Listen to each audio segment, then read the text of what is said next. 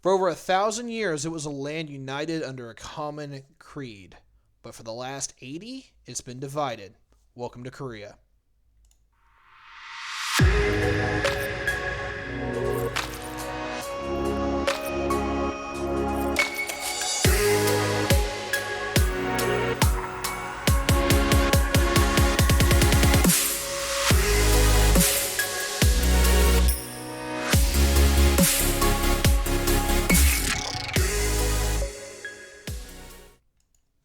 Good evening, everyone, and welcome back to Geopolitics with Tyberius D. Of course, you know who I am, and I'm joined by my good pal Justin is back with me again. How you doing, buddy?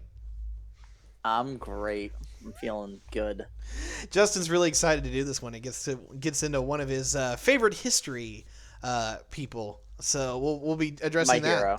Yeah, we'll be talking about one of your favorites ones, and actually might let you tell that story yourself if you're willing.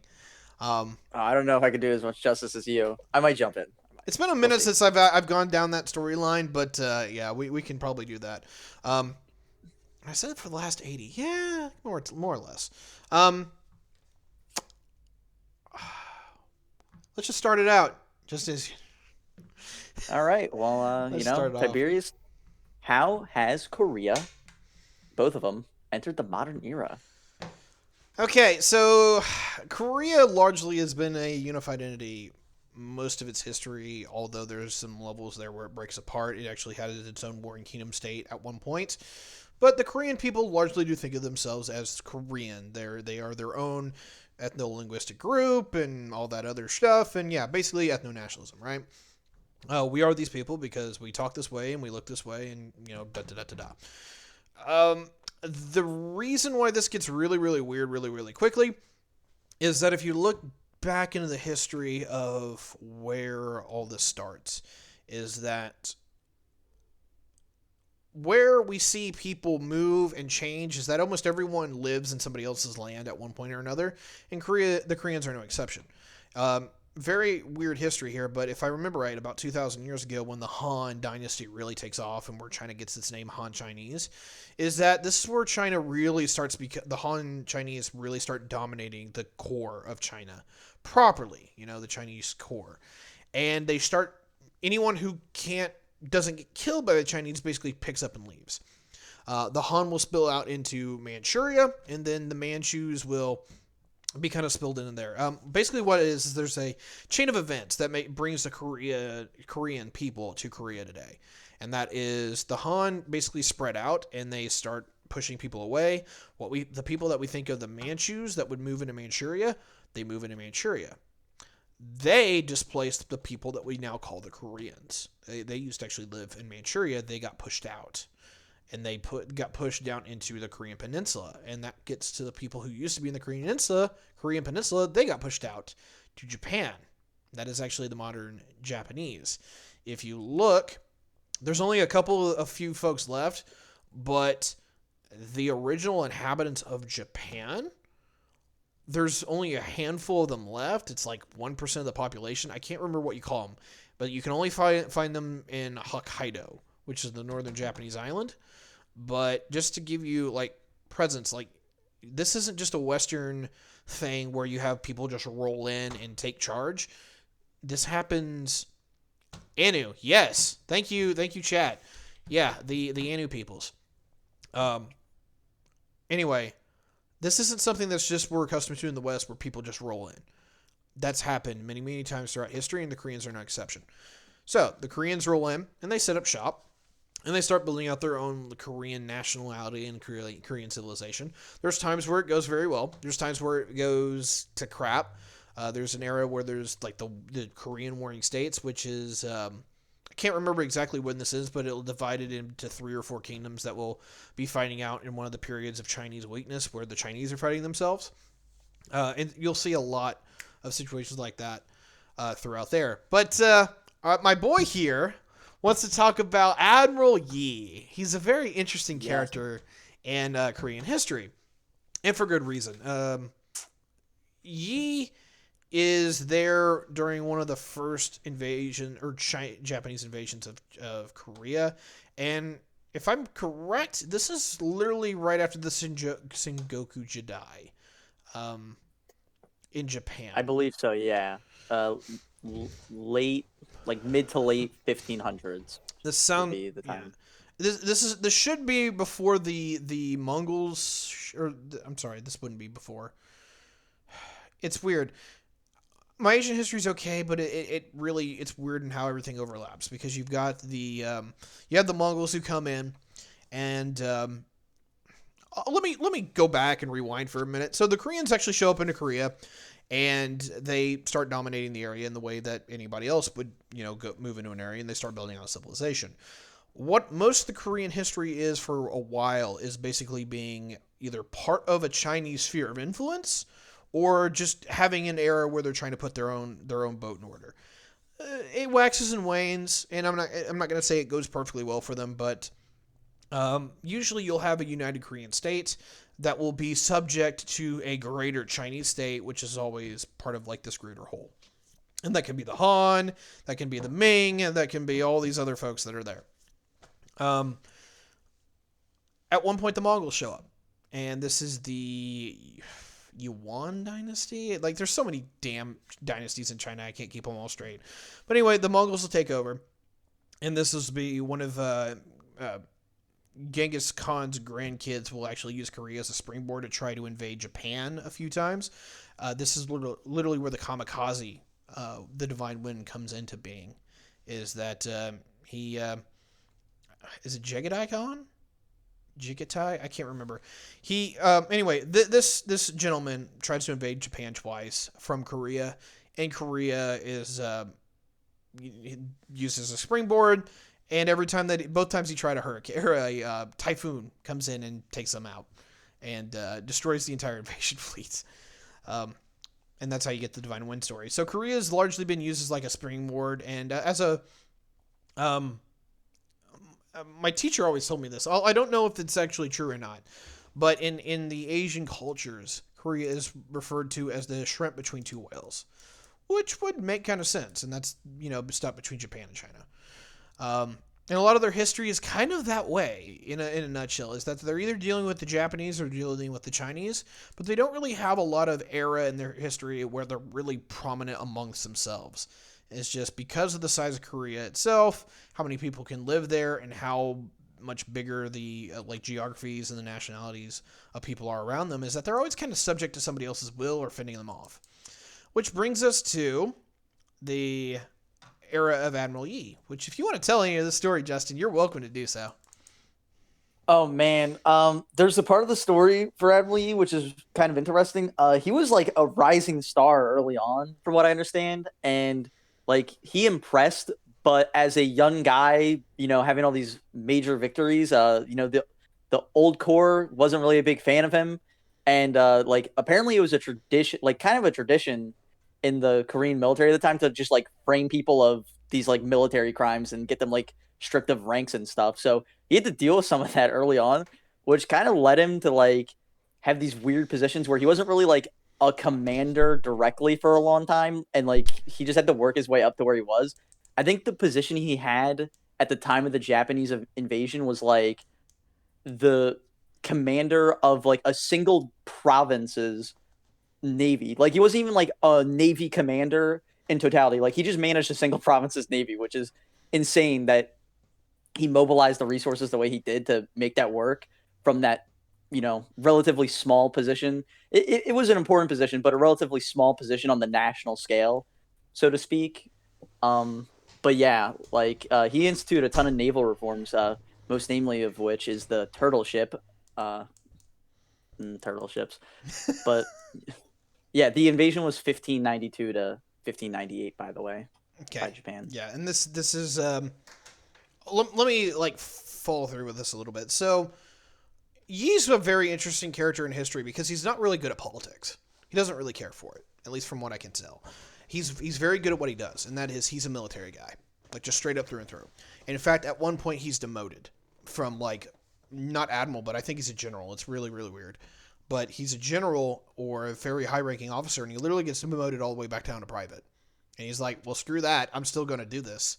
and he literally works his way up, up multiple ranks, and it's through his ability that he knows what he's doing.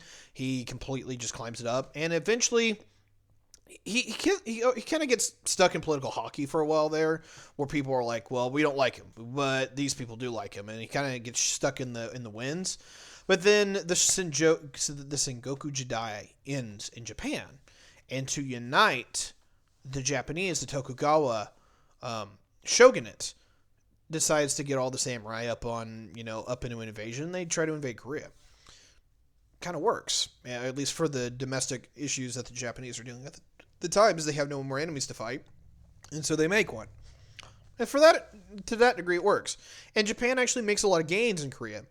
They'll absolutely kick the crap out of the Koreans there for a while, but it's Yee that actually helps the Koreans fend them off. Primarily is the Navy, because Japan needs a Navy active to keep its land forces in the samurai armies in Korea fed, supplied, and operational. To make a long story short here, is that the Koreans will probably lose most of their military battles on land, but on sea, Yee is able to change up the Koreans to where they will actively beat the Japanese, and the Japanese are forced to retreat as a result. This is the advent of the turtle ship, which is one of the most, I'm not going to say it's like a super advanced technological feat by any means, but what it is basically it's an armored warship for the time. And the Japanese have a real time cracking the thing. And he's able to use this to dominate the naval theater and the naval engagements. And he'll defeat Japan. And Japan, even though if my history is correct here, will not lose most of the land engagements. They're forced to withdraw because their navy can no longer guarantee their safety and their supplies. And so they'll basically pack up, and the Tokugawa shogun actually has to face a real serious disaster very, very early on in its act.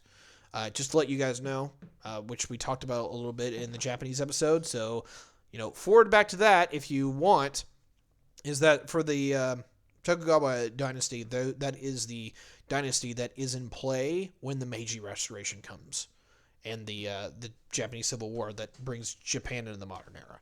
So there's a tie into history there. Korea will have a very lukewarm history of pretty much just being in between those two the entire time of Japan and China. But what really takes it off is that during the last Chinese empire, which is the Qing, if I remember correctly, it's basically the Manchus actually are the ones that run it. But the Manchu dynasty will largely not occupy but puppet state the Koreans. And in the first Sino-Chinese War, or Sino-Japanese War, the Japanese will invade Korea. They'll beat the living crap out of China, and they'll actually subjugate and pull Korea into their sphere of influence. And this is in 1890, 1893, something like that. And by 1904, they'll formally annex Korea as a province of the empire. Just to let you know, they also take Taiwan during that war. From then on, they'll basically build out and they'll subjugate Korea in a way that is very, very dark. The Koreans have a very bad history with the Japanese to this point, and very bad diplomatic relations, which are only polished over by the American State Department just telling them to cut the crap. Other than that, the South Koreans still consistently throw a fit at the Japanese government to this very day because of what happened. Thank you for the lights. I was just about to hit that on you. Yeah. So it's gotten dark. Yeah. Anyway, what the heck? To get where we're at is that Japan largely turns Korea into a very it's a colony, but it's even worse than any Western colony I've ever been. The Korean women are basically turned into sex slaves, and the men are treated as not even second-class citizens. They're basically subjected to cultural genocide, but not, at least from what I've seen, full. There is some executions here and there, but it's not ubiquitous to the point where it's just murdering in the streets. Almost gets to that point at one point, though. And that's Korea all the way up until 45. There's the World Wars and all this. And there's the time in between where Japan will invade China and all this. But I'm going to skip over most of that because Korea is just occupied. It's in the end, what happens is that the Soviets, the same day that we dropped the bomb in Nagasaki, the second one, this is August 9th, 1945, the Soviet Union invades Manchuria and actually what will be Northern Korea as part of the Manchurian Strategic Offensive Operation, as the Soviets know it. We call it Operation August Storm. And they invade Manchuria. They take it on. They beat the living crap out of the Japanese army. The it's not the Kuomintang, the Kwantung army. Sounds a lot in the same way that the Chinese main political party that is democratic sounds. So I say one and mean the other sometimes. So let's try not to do that. Anyway, what I'm getting at is the Soviets invade. And they'll invade mostly Manchuria, but they'll actually start getting into what we call North Korea today. And they're trying to wipe out Japanese forces across the board. The Americans at this point are getting prepared for what they call Operation Downfall, which will be the invasion of Japan. This is literally like right after Okinawa happens, or quite a bit after. Okinawa's fleshed out by July. I think it's like July 21st or something like that, where Okinawa's rendered safe, and they're preparing for the invasion of Japanese islands. And to make a long story short, the Americans are like, oh crap, like it's a million estimated casualties, so they drop the bombs. The bombs are dropped. The second one's dropped on August 9th, and that's when the Soviets invade. So we're caught up there.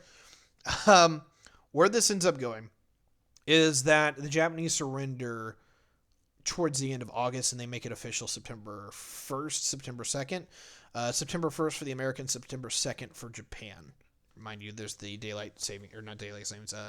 the international date line. So it's officially signed September 2nd, 1945 in Japan. And to make a long story short here is that the Americans really are kind of shocked. No one actually thought the war was going to be over this quickly. And so at the same time, Potsdam had literally just happened a month before. It ended in July. And it was very, very clear the Soviets were not going to honor their treaties and their obligations of what they said they were going to do in Europe. And the Western Allies were really miffed off. So what the Allies do is they basically do a land grab, and they go after everything that they can all at one time, and South Korea is a part of this. The Russians start doing the same thing. They're not able to get forces onto the Japanese mainland, but they are able to dominate mostly pretty much all of China, or northern China, and they're able to get what we would call North Korea. And they pretty much, American Allied forces and the Soviets meet at the 38th parallel, which will be the former border when it's all said and done. And that gets us ready for the Korean War. This is how China basically becomes communist China here before too long, is that it's largely... I just realized the chat wasn't working here. I'll have to fix that. Anyway, China is basically leveraged into a point where it will become the communist China that we know today, because the Soviets basically just soup up the communist regime in the north and hand them all this land. And North Korea is established under Kim Il-sung, if I got the name right. I believe so. Kim Il-sung, who's the idiot, the crazy kid. Eun's the grandkid. I think it's Kim Jong-il is the kid. The kid. Okay, Kim Il-sung is the primary leader. He actually fought as a resistance fighter against the Chinese. He was a communist. He's made up to be North Korean leader, and he'll run the show for a very, very long time. We'll get there. He, in 1950, with Soviet and Chinese support, will launch the Korean War. And it's basically just a make or break motion to get rid of communist or of the Democratic South with Syngman Rhee, which, by the way, literal fascist. But don't tell the Americans that. Anyway, the war starts. The Soviets boycott the UN Security Council, and they actually have like this whole like UN thing where they can officially get it to where the Allies can put together a big response, and this is MacArthur going into Incheon and liberating South Korea and basically rolling the tide all the way back to the Alu River. And then China officially enters the war and sends 400,000 men across and literally just get mowed down by machine guns. And you get the Korean War. My grandfather on my mother's side actually fought in that, and he's still alive today. He's actually turns 90 this year. So I talked to him a little bit about it. He's very proud of what he did, not because he just served his country, even though there's levels where I just don't understand that, but he is proud that he sees what North Korea is today and what South Korea is today, and he gave people a lot of freedom that they wouldn't have otherwise. He knows if he hadn't played a small part there, that North Korea, Korea might look like all North Korea, and that would be terrible. So Korean War happens. It gets wrapped up in a stalemate because basically neither side wants to provoke each other further. It ends into a ceasefire. And by the way, the peace treaty has never been signed to this day. They are still technically at a state of war. They just haven't shot at each other in anger for a while. Although there was an artillery exchange in 2010, if anyone remembers that. So, just to bring out the history section full circle, just to get to today, is that in about 93, 94, the Soviet Union had collapsed, and Kim Il-sung was due to be in Seoul, South Korea, to start talks about unification. The joke of the story is that he slipped in the shower and fell on some bullets. We're pretty sure that he was killed by the generalship. And, people want to preserve their power. If you challenge that, you get liquidated, right? The power. Yeah, unironically. So the problem is, he walked into a door. The irony here is that they put his kid up. Now, his kid had actually been drinking the Kool-Aid the entire time. He was absolutely believed that North Korea was this great utopia and, you could do anything with anything. Batshit crazy. And I'm paraphrasing Zion because I love the story. I'm sorry. So if you're watching Zion, it's just, this story's way too good not to copy. I'm sorry. But it's true. 100% true. So go check out Peter Zion if you guys get a chance for me. Good colleague. And basically my personal role model inspiration. Kim Jong-il, absolutely batshit, causes the biggest famine by metrics, by percentages, the biggest famine in human history. All the generals were sitting here. I was like, oh god, this is not what you wanted. So they send off the third generation, which is Kim Jong-un and company, off to the west, and they get educated, and they're basically just trying to make it to where once they die, Kim Jong-un and all them will become into power, and they'll basically unify Korea or do something nice. A problem is son died too soon, and now grandkid's in charge at the age of 25, and he's scared shitless at everybody because the older folks will kill him if he steps too quickly. The middle folks, which is dad's generation, just want to kill him now so one of them can be in charge, and the younger folks are still not really in a position of power. So every time you get a chance to walk somebody in front of an aircraft cannon, you do it. And that's where we kind of are today, is that if this story is correct, in which I'm really actually going to say it is that North Korea is the way it is, not because of the fact that it's run by a delusional madman named Kim Jong-un.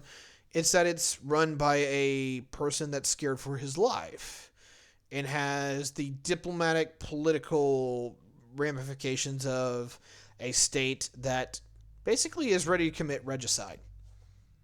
Ew. So, without further ado, welcome to Crazy North Korea. Have a nice day. We'll see you next time. South Korea's history is a little different.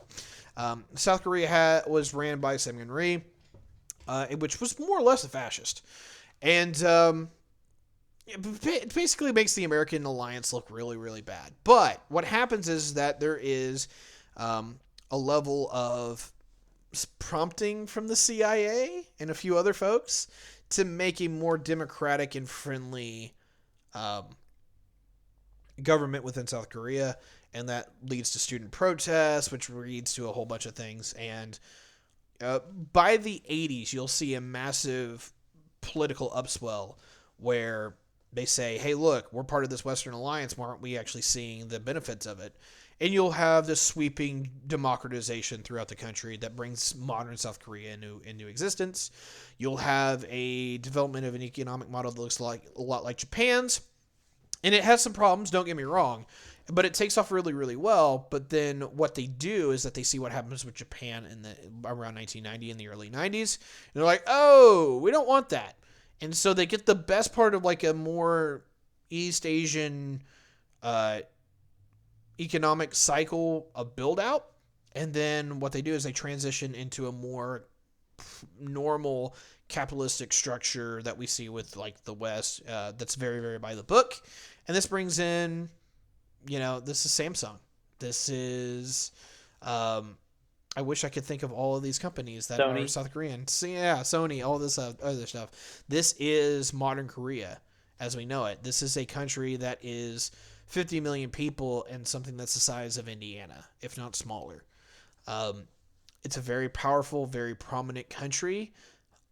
It does have some problems, but this is where we are. We have a country that in the north now is a land divided that because it's in the north or the northern part that languishes under this communist dictatorship, which is not really communist. But hey, whatever. Is that they can't even put on the lights, and if you look at it from space at night, the only place you can see is a little dot in Pyongyang. That's it. South Korea looks like a vibrant mega city all put together. It's just amazing what ideology can do. Of course, there's some economics and geopolitical things in there about who sided with who, but we'll get there at a later date. Justin, you have questions. Oh yeah. So, I guess one of my main questions. By the way, you did a great job. Thank you. So my first question would be when you talk about the CIA doing some nudging. Was this like more of a like, hey, we're funding them to make themselves more democratic, or did we push the government to loosen itself up? How did that exactly work? Is kind of what I'm getting at. That's a great question. What really kind of happens here is that we knew that there was strife within South Korea to be more democratic because they weren't getting like what the Japanese were or what we had seen in Europe. Pretty much anyone who was part of the American alliance had a lot higher standard of living. And South Korea was basically languishing under a dictatorship. And you had a bunch of young liberal students back in the 70s and into the 80s that were like, look, we want something better. This sucks.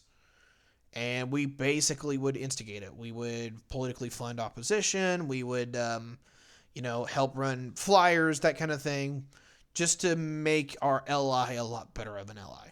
It's one of the good things is the CIA ever did, is that they actively supported going away from a more hardline regime to somebody that was actually a little bit more benevolent, and we actually supercharged their democracy into some degree. Was that we actively supported pro-democratic forces, which is a little bit of a rarity there, CIA. Maybe you should do that more often. Just saying. Nah, they're good. Pass. It's easier to get the people that like to throw a stick at people, but for once, the CIA actually did the right thing and they supported the right people and built out more of a modern system. We've done this before in some regards. We did to Italy and Greece back in the 40s and early 50s because they had a very strong communistic bend in their elections, and we basically just funneled a shitload of money into supporting their conservatives. Next question. Wow. Yeah, I think you actually did a really good job. On the history side. I think I just want to move into the geography. All right. If that's okay. No, that's fine. Yeah, I'd love to hear about the geography that empowers Korea. Empowers Korea. Empowers might be a little bit of a weird thing. So there is actually a little bit of a geographic difference between the north and the south. Both of them are pretty hilly, although the The southern part is more temperate. North Korea isn't terribly bad, but there is quite a bit of change in latitude here. Busan is at the same level of like Tokyo, so you have the same latitude as like Tokyo. So the southern tip is not terribly bad. The northern part, Pyongyang is just a little bit north of Beijing, if I remember. So you'll have your summers, you'll have your winters. It's actually more in that like temperate belt that's actually pretty good. The goods and the bads. Let's just roll through here. The pros: decent seasonal. Decent seasonal changes in the environment, kills the bugs, decent growing season, that kind of thing.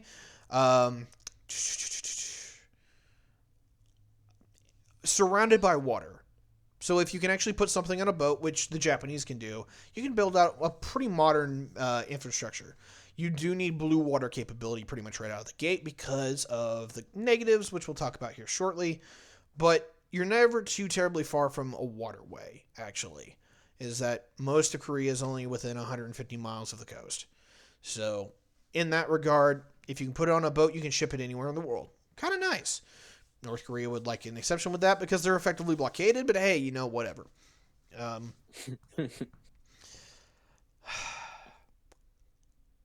There's one more piece here, and I'm trying to word it in the right. The southern part's a little bit flatter, but not terribly much. It's very hilly, and this actually just kind of gets more into the negatives. Number one is that the topography kind of sucks. It's not mountainous in the way that the Rocky Mountains are, but it's very, very hilly. Korea is basically more or less the peninsula itself is literally it's a geological upwelling to where the what you had is that Korea and Japan all used to be part of the same landmass, but because the tectonic plates of the oceans drag under Japan, this is tectonic rifts and whatnot. When it gets really, really strong in a certain area, it will literally rift the seams of a continent apart. And literally Japan and Korea kind of split apart. Korea is the tamer part of Japan, where Japan is these volcanic mountains and islands. It was basically like this giant scraper that was going across the Pacific, picking up anything and everything that could clump onto it. Korea is the part that's left over from that, and so it's not as mountainous because it's not the scraper, but it's still very, very hilly because it was upwelled by geologic forces to be kind of higher. And also, what we're seeing is that it's naturally just high because it's part of a continental peripheral edge, which has collision impacts with other tectonic forces. So it generally just gets shoved up. So basically, it's part of this whole continental shelf that is very, very high in terms of like what we normally see at a general coastline. So that's kind of a con, is that it's very, very hilly. It's actually really hard to get up and down in places of Korea. If you look at the DMZ around the coast, pretty flat, kind of nice. Wouldn't mind living there myself in some regards. But once you start getting into the interior of the peninsula, it gets really hilly really quick. And I'm not talking like, 300, 400 foot hills. I'm talking like, 4,000 foot hills. If you ever just want to, just literally type in Korean DMZ. And, if you look at the topography in the back, it's very hilly. It's a hiker's delight. If you like hiking, you would love this kind of topography. I'll just put it that way. It's not too mountainous that it'll break your legs, but it's mountainous enough you're getting your exercise. So that's that in a general nutshell. It's very hilly, very mountainous. The other part of it is that it is in the typhoon belt to some degree, although it is largely shielded by Japan. Is that if anything actually misses Kyushu and goes up a certain direction, if it doesn't go far enough west where it hits Shanghai, but it doesn't go far enough east that it hits smacks into Kyushu, you can have a typhoon just pretty much run rampant all the way up into Korea. Not very, very prominent, but ironically enough, that's probably what happened to cause the kamikaze. So it can happen, and it can happen with some kind of with a level of regularity. So North Korea largely insulated from typhoons, but South Korea can get nailed with them. It's not super common. Japan and China will most likely get hit first, if at all. But every now and again, sometimes it will get hit. I think that's generally it. Rainfall's pretty good. None of it's a desert, which is kind of nice. Although there's some like semi-arid mountain areas in the northern part, just because the hills and the mountains squeeze out all the rain. I think that gives you a general assessment. But if you have any questions, you can feel free to add. Yeah. So just a quick thing. I know that on this Pacific Rim, tsunamis are a concern. 2011 with Japan. Would Korea be mainly shielded from this just because Japan's like a little shield barrier in the ocean for them? Unironically, you pretty much hit the nail on the head. Is that it's not a perfect shield, but all of the earthquake generation that would cause a tsunami is on the other side of Japan. And so it has to be something that literally is in a very focal snap point to where it can get to Korea to actually hit them. Sometimes they'll literally just pass around islands, whatever, because tsunamis do that. But it loses a crap ton of energy when they do that. The only places that really can go off that actually are going to hit Korea with any kind of prominence is some kind of event that goes off near Kyushu, which can go right up the Straits of Tsushima all the way up in. Or the gap between Honshu and Hokkaido is an area that can go off every now and again, but it would literally have to go off in the exact right place to pass between that. And while that can hit Korea, it's more likely going to hit Eastern Russia, Vladivostok, I think, that kind of thing. So, on a general level, you're correct. It's just largely well too shielded for that. They can get hit with the earthquakes. They can get hit with the hurricanes. But the tsunamis are largely something that they're shielded from to a large degree. Not perfectly, but to a large degree. And just a quick note, looking at the two Koreas separately here, what types of resources are they working with that they can trade on the international market? They both have actually, to a large degree, the same resource allotment. There's a little bit of change between the North and the South. The North has more minerals. It's more part of like that continental granite that holds a lot of things that you would really like, such as tin or give me a second here. I don't want to say the wrong things because I always end up doing that. I'm just like I'll think tin instead of tungsten or whatever else. There's quite a bit of heavy metals in North Korea. There's quite a lot of rare earth metals in North Korea, although the Chinese are the ones that mine those. It's a little bit more mineral dense in that regard, but the general level here is that you can largely find iron that you need to build throughout most of the Korean peninsula, although South Korea's probably depleted most of their reserves and everything at this point, just because it's South Korea. There's 50 million people in something the size of Indiana. It's ridiculous how dense this is, and it's going to make a lot of industrial outputs. Basically, everything is either being maxed out right now as far as extraction services, and that's everything from agriculture to mining. The long and the short here, I'll put it this way. As far as the resources, they can find a few that they really need. You can find some of the metals that you really need to access to a modern economy, but the big one that they don't have is not a metal problem. They don't have any oil. They don't have natural gas. They don't really have any oil. It's why I was a big fan that the South Koreans had a big civilian nuclear program. But then Fukushima happened, and then there was a scandal going on about how they were handling their nuclear plants, which were a really big deal. It actually swung an election for them. And it pretty much put the brakes, if not the cancellation, on all their nuclear program. This is a stupid idea, Korea. If anyone in the ROK is listening, I'm sorry. Reverse this crap. I don't care how unpopular it is. You need that energy. It's the only reliable stuff you have. Because there's quite a bit of uranium in Korea. Sorry. Rant's over. Base. Yeah. And just a quick question. The northern border of North Korea, is that still a pretty like hilly and defensible, or is that kind of like where it starts to dip down into like those Jurchen tribes like steppes? No, that's actually on the all the way on the other side of Manchuria. The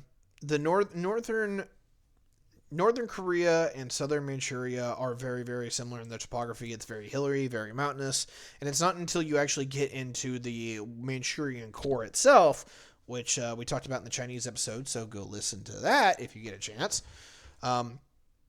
In the Manchurian core, there's a nice little flat plain that's around the area of Harbon that you can build out a pretty nice little civilization for yourself. But it's very, very insulated from the Koreans themselves. All the way from that valley all the way down to Busan in South Korea, it's largely hilly and mountainous and has rivers and all these other things that make very good natural borders. Right now, half of the border between North Korea and China is the Alu River. That was the same place that we got stuck in back in the 50s during the Korean War. We got all the way to that point, and then China got pissed off and they invaded. So yeah, that's kind of the thing in a nutshell, is that there's a decent natural border there where you can literally just draw a line on the map and say, all right, this river, yeah, that's a pretty good border. We'll take it. Mm. All right, well, then I think that leaves us with, where is the Korean peninsula going to go in the future here, Tiberius? Oh God. All right, two things here. Feel good? It looks horrible. Let's yeah, right? Another horrible situation, right? Let's talk North Korea first. North Korea looks bad no matter which way you go about it, because it's a rogue state. It doesn't have many friends. It doesn't have many allies. It doesn't have an economy. It has a military which basically has the entire state resources behind it. But remind you that this is an economy that's in the like almost low billion mark, right? It's just sad. We're talking about an economy that has like the average income of like $3,000 per person. Like, it's unfathomably poor, right? And almost every resource goes to their defense, quote unquote. Their Department of War, Department of Defense basically just runs the military. If you're not part of the military, you're a peon. It's literally the quintessential dictatorship in a nutshell. Either this nation has to break, or they really have to just kind of make an agreement with South Korea to actually become part of a greater whole.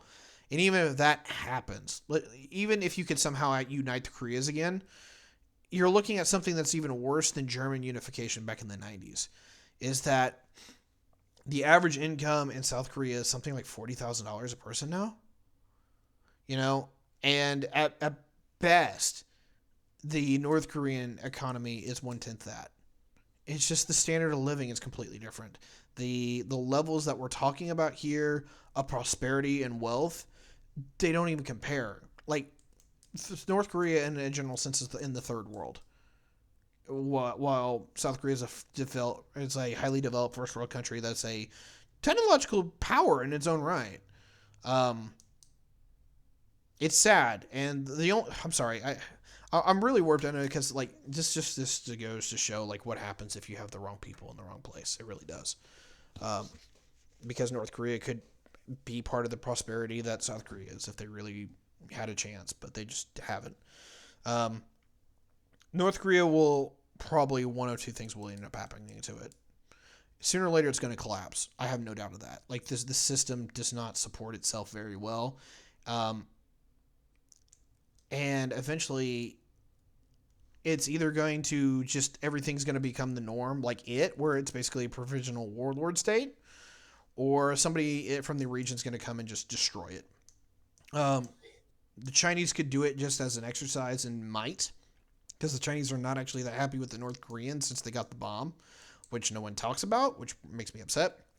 But there's absolutely no reason to say that the Chinese wouldn't try to make it another province of China. That's being said that if the Chinese can actually afford to do that, it's a whole other conversation, because they're looking at imploding right now, which we talked about in the Chinese episode. Go watch that again. What I'm more worried about is that if a very aggressive Japan decides that they don't want to deal with North Korea anymore, and this is a Japan that could be very, very quickly and very vehemently be armed with nukes and willing to use them. I really think that in the coming years, if the Americans aren't there to play ball, which I do need to address a little bit in a China 2.0 or a China revisit again, is that it looks like the Americans aren't going home now, not from East Asia.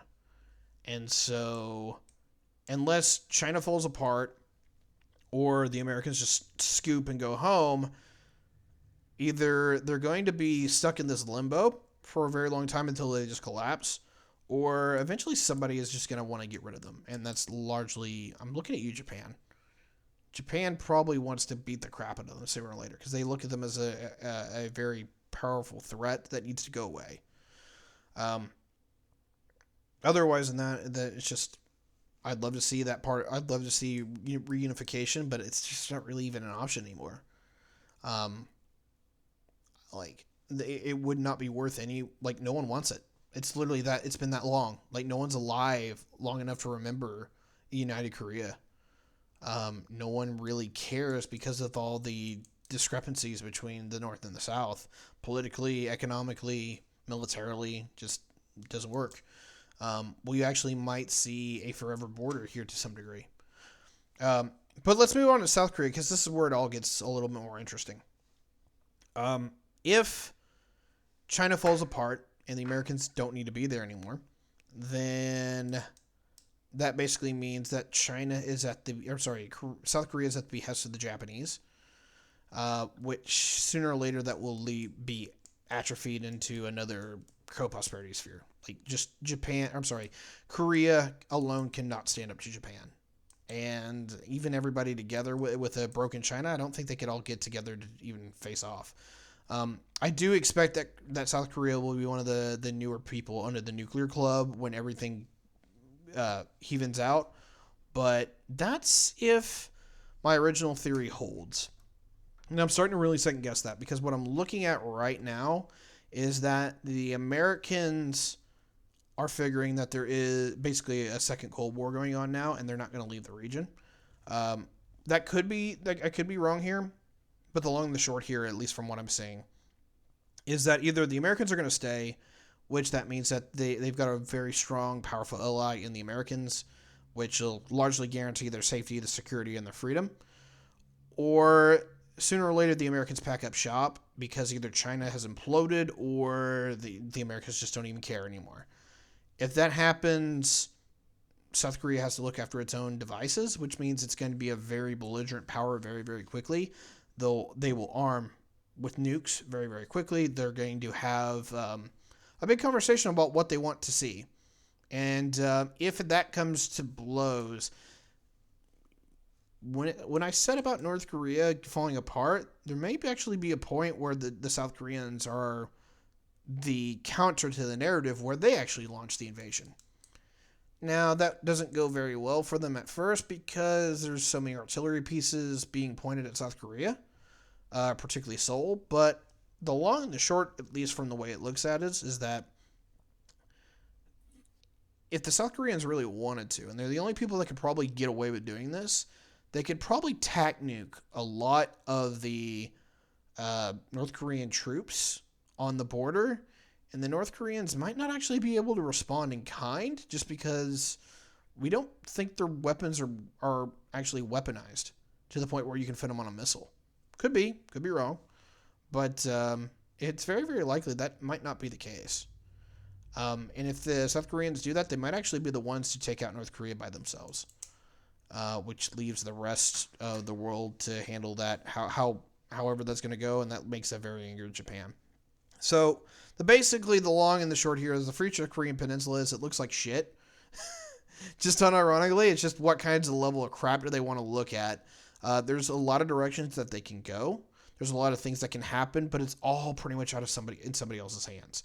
Are the Americans going to be there? Are they going to stay? How long?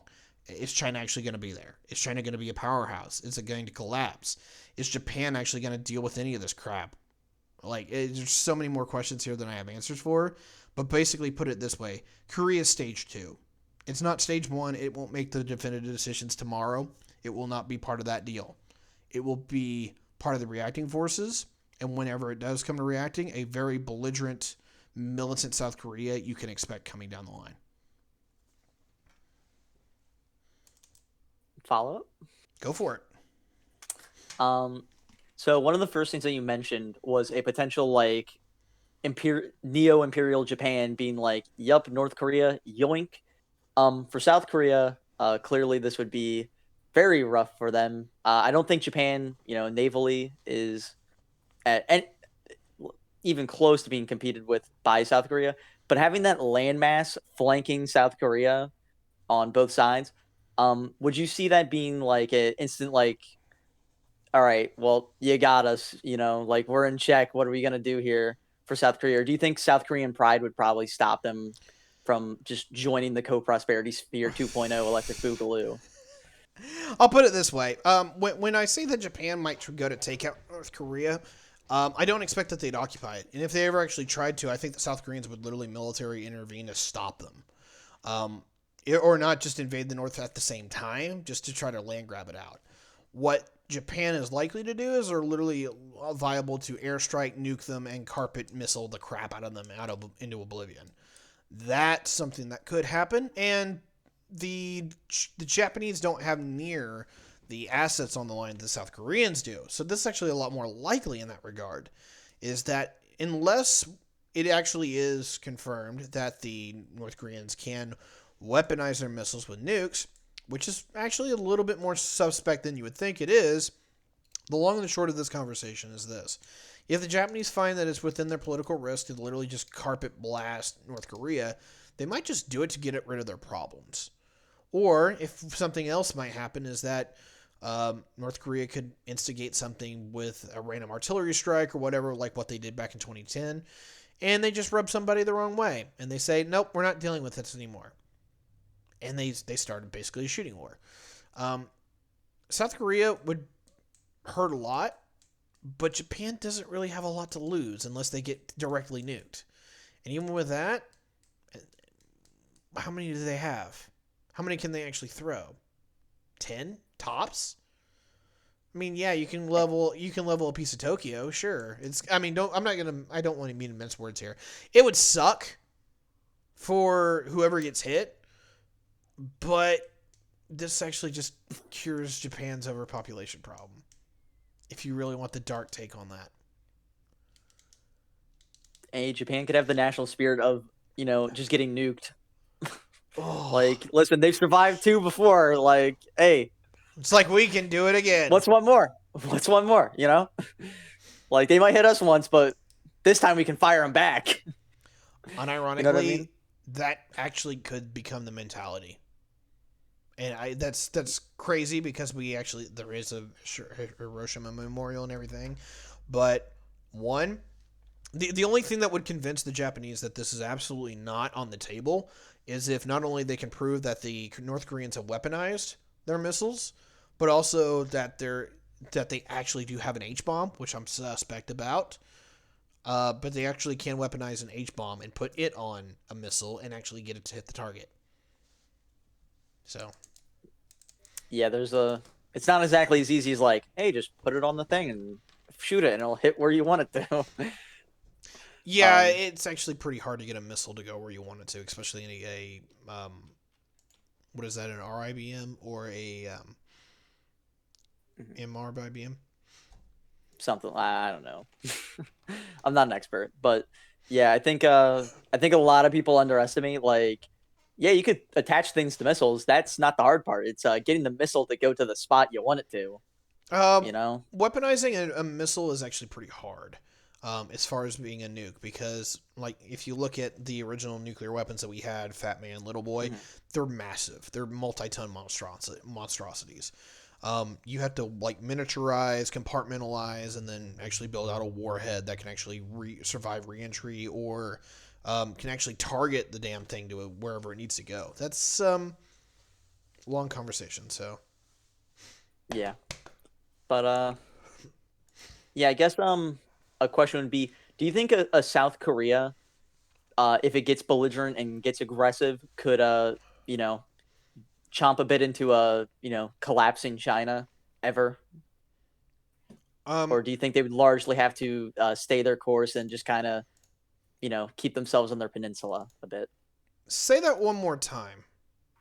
Do you think a belligerent South Korea, as a response to just a, more imperial region, a belligerent South Korea could chomp down into a collapsing China? Actually, you have a point here. They'd have to get through North Korea to do that. But if If China starts collapsing, you could see a Korea that starts working its way into Manchuria. But I would not be nearly as concerned with that as I would be a Japan getting very armed and dangerous very, very quickly. Because that means that that area of the woods is basically under their domain at that point. Mm. So, anyway, And go ahead. just quick note. So Russia, I believe, has a border with North Korea. Do you think they have like any interest in even touching this region in this future world, or is it just like, nope, like Vladivostok, good luck, bro, but we're not touching this. Like, deal with it. So there's a yes and a no here. The most of what the Russian interests are is to look into Europe. They don't really care much about East Asia outside of the fact that the Chinese don't invade Siberia, because that's actually becoming ever more likely by the day. There's a million Chinese that live in the Russian side of Siberia now. What used to be the outer Manchuria, which is where Vladivostok and shit is now. Pardon me, I can't. I'm profanitizing a bit today. I don't know why, but hey, whatever. There's a million ethnic Han Chinese that live there, and the Chinese would like nothing more than to start actually controlling Siberia because, hey, it's land, but more importantly, it's resources that they think that might be out there. A lot of people want to go exploring Siberia, and the only people with like the population density to actually just move out there and start doing that in a major way is China. And so that's an option for them to do. They want to do that. Just Russia isn't very interested in doing that and have openly threatened that if the Chinese were to ever invade, they'd nuke them. Chat's actually making a very relevant point here. China and Russia are actually getting more friendly lately. Remind you that they do not like each other, and Russia does not have any interest in being a junior partner to the Chinese. But largely what it looks like they're doing right now is they're kind of putting aside their differences and saying, look, Russia's sphere of influence is Europe, China's sphere of influence is Asia, and we'll work together where we can. And so that's actually a bit of a problem that the Americans are having to look after. Yes, they do train armies together, but it's not in any kind of major way. It's nothing like what we see with NATO exercises. And for what people are talking about, it's the SCO. But that's unrelated to the South Korea episode. So if you have any questions left on South Korea or on Korea, not South Korea, just Korea, yeah. Just a quick note. You said that reunification at this point is too far gone. Is it a matter of just South Korea looks at North Korea and just says, the amount of resources that we'd have to dump into this to make it worth a damn is just too monstrous that no. More or less, yes. That's exactly what it is. Is just there is a common heritage there. They do all think of each other as Korean. The problem is like it would literally shoot everyone, and each South Korean citizen would basically be on the docket to pay for that. Which right now, you might be able to convince them to do it. They're in a very wealthy position. They're not having the problems that the rest of the Western world are to a large degree. So you might be able to get them to sell them on this, especially since a lot of them are old. They're in their 50s kind of thing. But if that is an option, there's a very good, decent chance to say, nah, we don't really care. We don't want them. It's just, that's a lot of investments. And what are they going to get out of it? Nothing for another 60 years? East Germany and West Germany, while they've been united for almost 30 years now, remind you that East Germany is significantly behind West Germany still. And so there's not a lot to gain from having a North Korea in there, unless the only thing I could really pitch you here is that you could have it as like an entrepreneurial playground where you have like a bunch of wealth from the South actually go in and develop the North, and you can have people that want to start families and want to build out in a modern state can do that. But yeah, we're on time, so I'm going to start closing it out. Sounds great. I want to appreciate everyone for being here. Geopolitics with Tiberius D is sponsored by our wonderful patron crew.